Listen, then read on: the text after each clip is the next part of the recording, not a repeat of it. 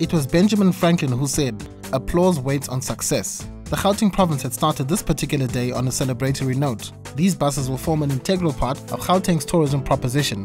Gauteng's MEC for Economic Development and Tourism, Qedani Mahlangu, was also delivering her provincial budget vote speech, a roadmap for South Africa's economic hub, the Gauteng Province. The procession would be preceded by a somber moment as the legislature paid tribute to one of South Africa's most famous sons. To pay tribute to Professor Tobias, who passed on yesterday.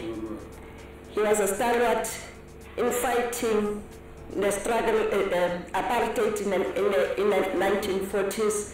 He championed a European cradle of human kindness, and thousands of students came from, were educated through him, and we have professors and academics because of his contribution.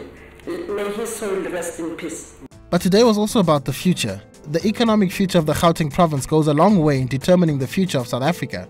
Gauteng generates 34% of South Africa's GDP, and that responsibility rests squarely on the shoulders of Qedani Mahlangu and her department's vision for the future. We've covered the issues around the ICT, which is a very important piece of work because it's going to crowd in new investment into the South African economy, from manufacturing to assembling to skills development and creating infrastructure for film, animation, as well as increasing the skills level. We've also covered extensively the freight and logistics economy and comparing with what is happening in other economies and the lessons that we need to learn from those if indeed want to be competitive and become indeed a competitive economy. This competitiveness needs to complement the national vision and strategy.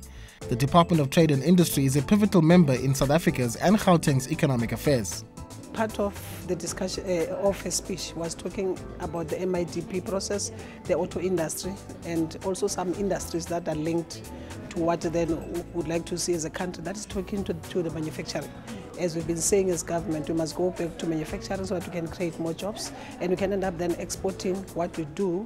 And also it's talking to our beneficiation strategy, because we need then to make sure that we can add value into our raw products and make sure that we can be able to create jobs.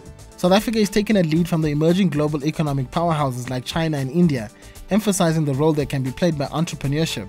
Creating an enabling environment is top of the agenda. I am a firm believer in entrepreneurs. I'm a firm believer that if you do the bare minimum in supporting SMMEs and creating the conducive environment, which internet and broadband is one of such, we will be in a position to gain from these things. I mean, if you look at the Internet Matters report, it says it's $4.5 trillion that will be an economic proposition that will be generated just simply by expanding infrastructure for broadband and all of those. And we can't be bystander of that. We've got to make sure that we work with the private sector to ensure that that infrastructure exists.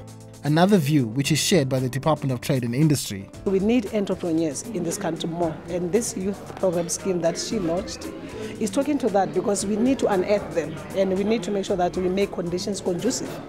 The MEC also took time to highlight the benefits of South Africa winning the co-hosting bid for the Square Kilometre Array satellite. Manufacturing of components will be driven in the country.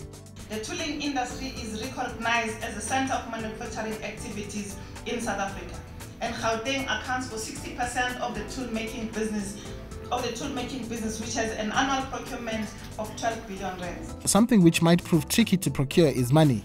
The lingering European economic uncertainty is said to have a significant impact on developing nations, and funding could be in jeopardy.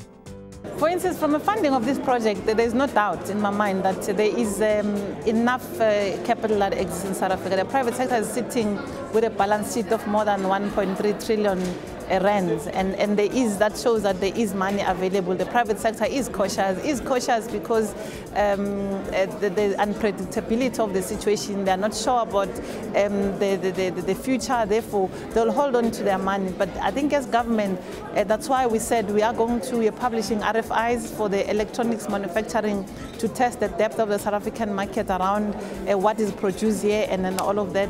We're also going to issue RFIs for our strategic economic infrastructure for the smart city, for the innovation hub, completion of that, for the AIDC, as well as the science park, What we're simply saying is that we've got this portfolio, which is about 2 billion rands or so, which can be financed by banks, and we're looking at creative means of funding this. So the private sector wants predictability, not only predictability, they want to know how they must get involved in projects, and that's why we're going to be getting involved and talking to them on bilaterals on how can we get this project implemented.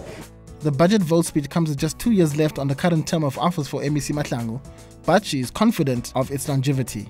In these 23 months, we are going to do everything and anything possible to mobilize for additional resources for any of our projects, or to partner with the private sector such that we're able to deliver those things. I'm an eternal optimist, so I don't believe in putting the cart before the horse, and I believe that I must try before I fail, and that is why I remain optimistic about all the things I've said, even others that we did not cover today.